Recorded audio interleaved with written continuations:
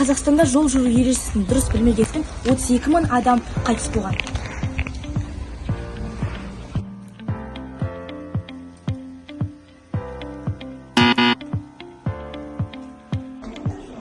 Абайлаңыз балалар, жол жүрген кезде наушник немесе телефонмен жүруге болмайды. Мен сіздерге қазір жол белгілерімен таныстыратын боламын.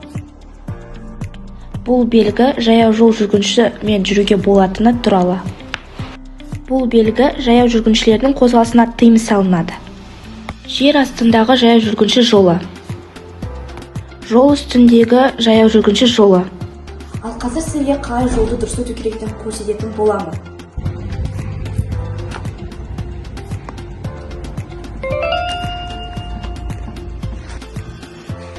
Абайлаңыз балалар, жол ережесін сақтап жүріңіздер.